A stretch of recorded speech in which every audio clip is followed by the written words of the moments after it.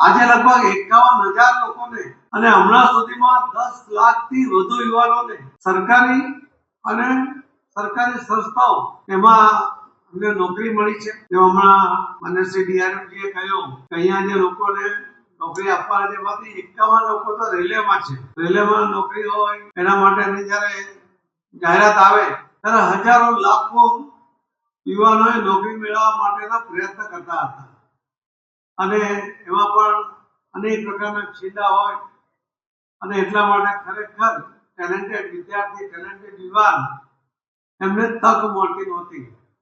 પારદર્શક રીતે એમને તક મળે આના માટેના જે સફળ પ્રયત્ન જે કરવામાં આવ્યા એના કારણે આજે 10 લાખ યુવાનોને ये नौकरी मिली है।